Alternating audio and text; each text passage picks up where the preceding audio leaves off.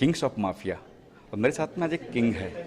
जानते हो उनसे कि ये किंग्स ऑफ माफिया क्या है, किस तरह की फिल्म में क्या है? सर बहुत ही इंटेंस वेब शो होने वाला है। ये पहला चैप्टर है, हमारे ऐसे 10 चैप्टर होने वाले हैं और every chapter is going to have 10 episodes on that current mafia जो हम एशिया से प्ले करने वाले हैं।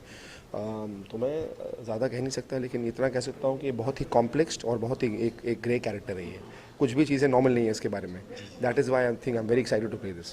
पापा साथ में, शेखर जी साथ में, तो ये ऑन बोर्ड पहले से थे या फिर रिकमेंड? नहीं, ऑन बोर्ड नहीं थे। इनफैक्ट मुझे पहले स्क्रिप्ट सुनाई मनीष सर ने, और फिर जैसे कि मैंने प्रेस कॉन्फ्रेंस में भी कहा, बहुत प्यार से उन्होंने मुझसे पूछा, यार अगर फादर करेंगे बहुत बढ़िया रोल है। मैंने बोला सर पूछना पड़ेगा, वो खुद एक एक्टर है, अपने डिसीजंस खुद लेते हैं, तो मैं उनको इन्फ्लुएंस तो नहीं कर सकता। अगर आपकी स्क्रिप्ट समझ आ गई, इतना वादा करता हूँ उनको ले आऊँगा अपनी फिल्म पर मैं। तो उन्होंने फिल्म सुनी, स्क्रिप्ट सुनी, उनको बहुत पसंद आई और आज वो यहाँ पर खड़े हैं।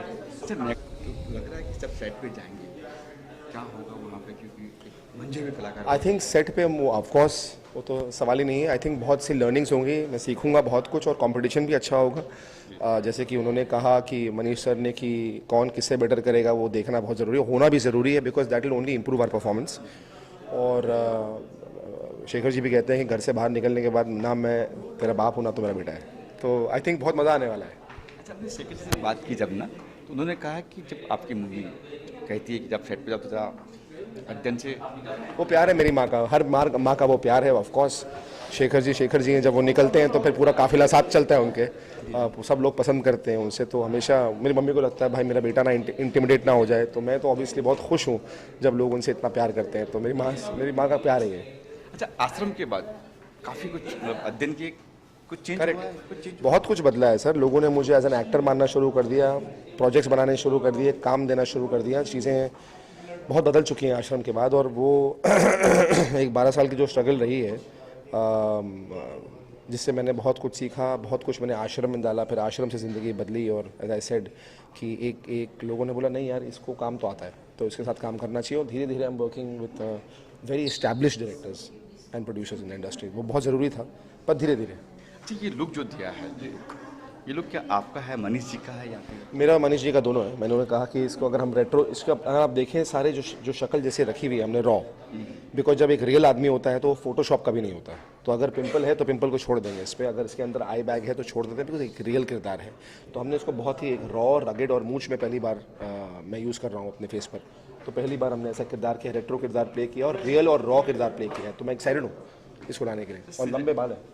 कहानी सीरिया की है जी। तो टोन वहाँ की कुछ आएगी? नो, टोनैलिटी तो हम थोड़ा बहुत लेके आएंगे उसमें। आई थिंक जो उनका रहन सहन रहन जो भी जैसे वो रहेंगे, जैसे उनके कॉस्ट्यूम्स होंगे, उनका लुक होगा, तो सीरिया से होगा। But of course it's been made for the Hindi speaking audiences, तो हिंदी ज़्यादा रहेगी इसमें, लेकिन कुछ ना कुछ इसमें लोकल किरदार तो ज़रूर होंगे इसमें। अच्छा, डैडी इस वक्त बिग बॉस में नज़र आ रहे हैं हर संडे को, तो प्लान से कुछ अभी बिग बॉस में कुछ एंट्री? नहीं सर, अभी मेरे पास नाम है। मैंने हमेशा ये बात कही है कि जो लोग बिग बॉस में जाते हैं वो उनके डिसीजंस होते हैं लाइफ में। बट मैं एक्टर हूँ, सिंगर हूँ, डायरेक्टर हूँ, मेरा बहुत सी बड़ी बड़ी चीज़ें इस साल आने वाली हैं। तो मैं अपने आप को नहीं देखता कि मैं जाके एक घर में लॉक कर लूँ। एक आर्टिस्ट को अगर आप लॉक कर लें तो वो पागल हो जाएगा लाइफ में।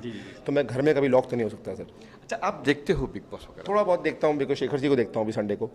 उनका मुझे बहुत एंटरटेनिंग लगता है, लेकिन मैं वैसे फॉलो नहीं करता, बस थोड़ा बहुत देखते रहता हूँ, बिकॉज वो देखते रहते हैं सबको फॉलो करने के लिए। तो कौन है फेवरेट, कोई कलाकार है आपका? मुझे आई थिंक क्या नाम है उसका, प्रियंका। मुझे प्रियंका पसंद है।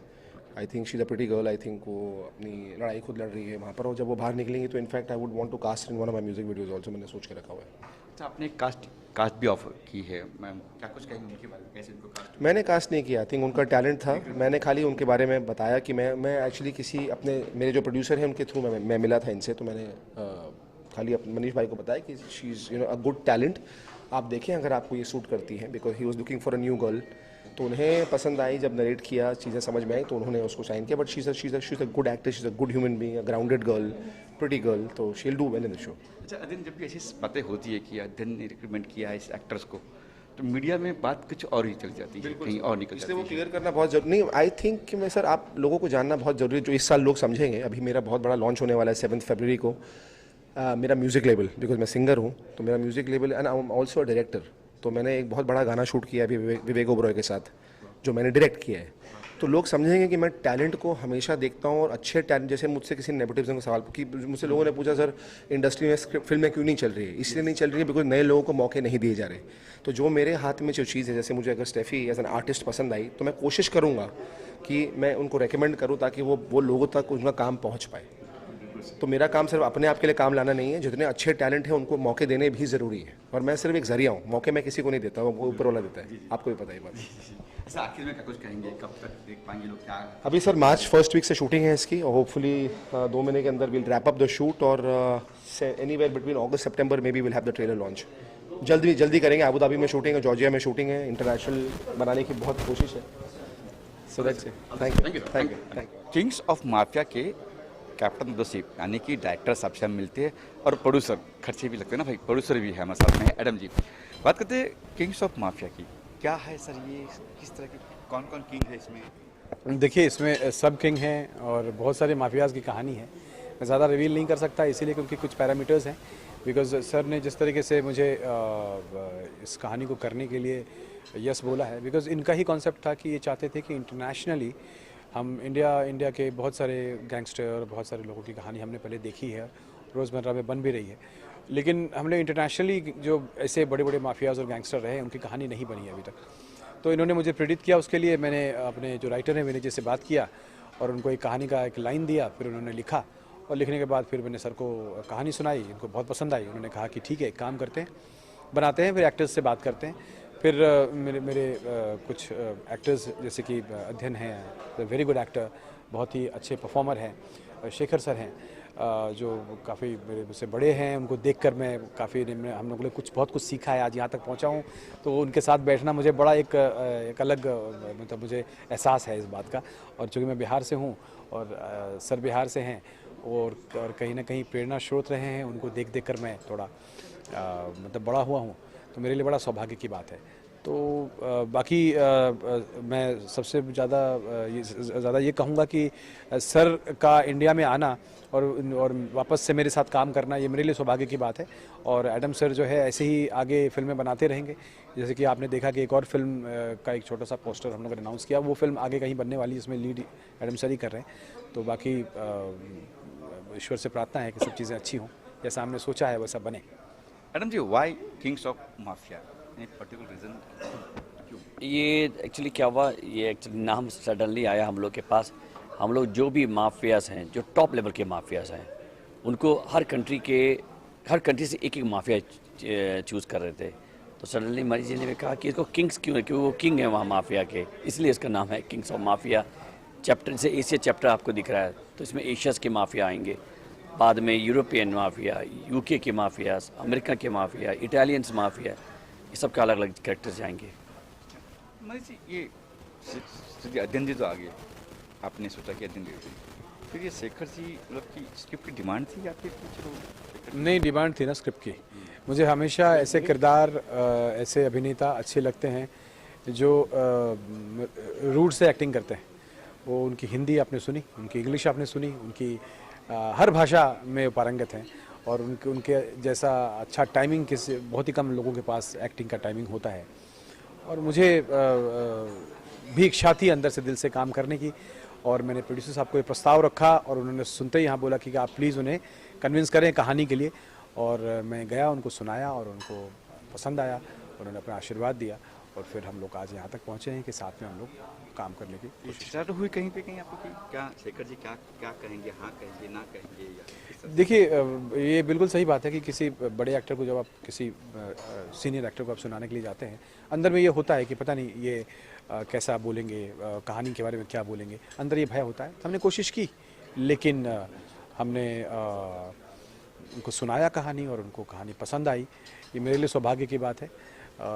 थोड़ा भय होता है, थोड़ा नर्वसनेस होता है बेसिकली कि वो कैसा, हालांकि मुझे भी 23 साल हो गए इंडस्ट्री में, तो थोड़ा हिम्मत आने लगी है अब, क्योंकि मैंने इसके पिछले फिल्में जो की हैं उसमें जैसे कि मेरी दशहरा आई थी नीलते मुकेश के साथ, उसके पहले फर्स्ट फिल्म थी जिन्हें तो ठोकडाल, फिर सर के साथ स्कॉटलैंड किया मैंने, और फिर अभी एक फिल्म आ रही है जो बेस्ड ऑन विकास दुबे, आपने सुना होगा नाम, फिल्म का नाम है हनक, तो वो भी अभी रिलीज़ पे है।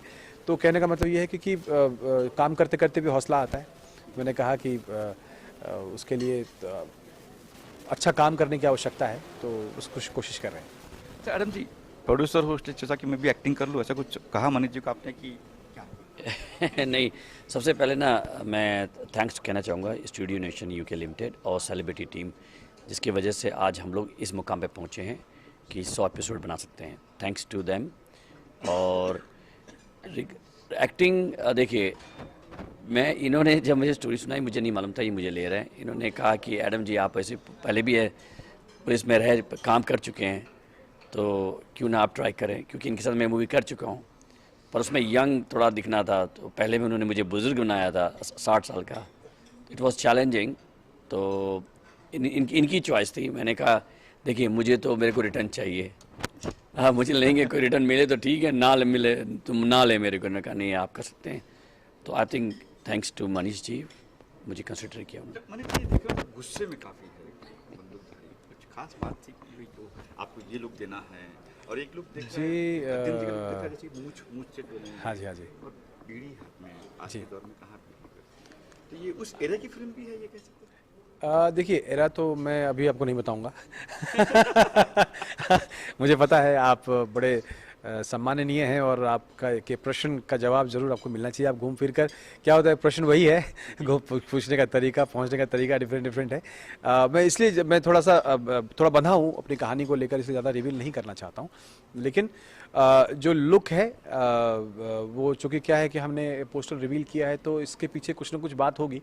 आप शेखर सर का देखें पीछे, तो अगर ध्यान से देखें तो उनकी दाढ़ी बड़ी है, उनके लुक डिफरेंट है। आज तक कभी उन्होंने ऐसा लुक ट्राई नहीं किया। ये बेसिकली स्टोरी जो है, चूँकि मैंने बताया कि सीरियन माफिया के ऊपर है, और सीरिया की स्थिति क्या है आपको पता ही है। तो कुछ मेरे राइटर ने कुछ अलग लिखा है, और उसे हम जल्दी ही आपके सामने पेश करेंगे, और मुझे लगता है कि आप लोगों को अच्छा लगेगा। क्योंकि जब तक ये बन नहीं जाती है ना, तब तक मैं इसके बारे में ज़्यादा कुछ बता नहीं पाऊंगा। क्योंकि ऐसा नहीं कि मैं बनाने जाऊं और अलग कुछ बन जाए, अच्छा ना बने, फिर आप पूछेंगे आपने तो बहुत बड़ी बड़ी बातें कही थी और आप ऐसा नहीं बना पाए। क्या नहीं, भाई जोक्स अपार्ट, विल ट्राई। हम लोग कोशिश कर रहे हैं कि अच्छी सीरीज़ आप लोगों के पास लेकर आएँ और सबको देखकर मज़ा आए। जो डर भी है आपको कहीं कहीं ये लीक न हो जाए, इसलिए आप ये सब कहानी छुपा रहे हो, या फिर नहीं, डर नहीं। ये तो कहानी तो रजिस्टर हो जाती है एसोसिएशन में, उसका डर नहीं है। लेकिन मैं थोड़ा एक एक्स फैक्टर है जो कि मैं थोड़ा सा चाहता हूँ कि ये बाद में जब कहानी का जो उसका ट्रेलर आए और तब लोग देखें तो बेटर है। क्योंकि नॉर्मली पोस्टर लॉन्च फिल्म बनने से पहले नहीं होता, ये पहली बार हो रहा है, इसीलिए मैं अभी नहीं बताना चाह रहा हूँ। नहीं तो अगर ये शूट होने के बाद होता और ट्रेलर हो गया होता तो फिर तो आपको सब कुछ पता चल ही जाता। तो बस वेट करते हैं थोड़ा। चैप्टर 1 कितने चैप्टर होने वाले हैं? इसके 10 चैप्टर होंगे और 100 एपिसोड्स बना रहे हैं हम लोग। सबसे बड़ी चीज़ है कि जिस कंपनी के साथ मैं काम कर रहा हूँ, जो कि एडम सर प्रोड्यूसर हैं, तो जो स्टूडियो नेशन यूके और जो सेलिब्रिटी टीम है, इन लोगों ने जो एकजुट होकर जो एक बीड़ा उठाया है अच्छी फिल्में, अच्छे प्रोजेक्ट्स करने का, उसके लिए मैं बड़ा एहसानमंद हूँ। और कुछ नई चीज़, हमेशा नए टैलेंट्स के साथ, नई चीज़ों के साथ पेश हो रहे हैं, तो मुझे ये कहते हुए अच्छा लग रहा है और उनके साथ काम करने का बड़ा मज़ा आ रहा है। क्योंकि जब तक अच्छा काम लोगों को नहीं दिखाएंगे, कोई आजकल देख रहे हैं OTT में इतने सारे अच्छे कंटेंट्स आ रहे हैं, अच्छी फिल्में बन रही हैं, OTT पे लोग अच्छी चीज़ें देख रहे हैं, तो उनको और नई चीज़ें चाहिए, तो उसी की कोशिश की है इसमें कि कुछ नई चीज़ दिखाऊं। कोई वल्गर चीज़, क्योंकि आजकल बहुत OTT पे वल्गर भी आती है, तो कोई वल्गर वगैरह कुछ नहीं? देखिए, नहीं, वल्गैरिटी तो हमारी सोच में है कि हम क्या देखना चाहते हैं, क्या नहीं देखना चाहते हैं। मेरा मानना है कि जो चीज़ आम जिंदगी में आप पर्दे के पीछे करते हो, उसे पर्दे के पीछे ही रहना चाहिए, और जो चीज़ें खुले आंखों से आप कर सकते हैं या देखते हैं, वो सामने होना चाहिए। वल्गैरिटी की अपनी अलग लोगों की अपनी अपनी सीमाएँ हैं, अपनी सोच है, और हर तरह के लोग हर तरह की चीज़ें बना रहे हैं, वो उनको मुबारक हो।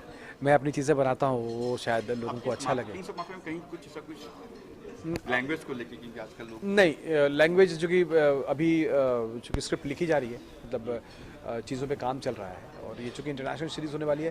देखिए क्या होता है ना, जब आप इंग्लिश कुछ देखते हैं, तो इंग्लिश में क्या होता है कि लोग उसी वर्ड को जब इंग्लिश में बोलते हैं तो लोग बोलते हैं वाह क्या बात है, और उसी को हिंदी में बोल दें तो लोग अरे यार ये गाली दे दी इन लोगों ने।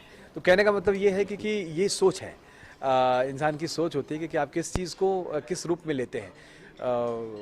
जैसे अब कहते हैं मानो तो देव नहीं तो पत्थर, तो कुछ लोग भगवान को पूजते हैं, कुछ लोग नहीं पूजते हैं। हर किसी की श्रद्धा है, अपनी अपनी आस्था है। हम बहुत पूजते हैं, हम रोज़ प्रार्थना करते हैं, तो इसीलिए वो सोच वाली बात होती है कि अब कैसा सोचते हैं। एक काफ़ी और सवाल है कि शेखर जी भी है और अध्ययन जी भी है, दोनों को बैलेंस करना खासतौर आपके लिए जी।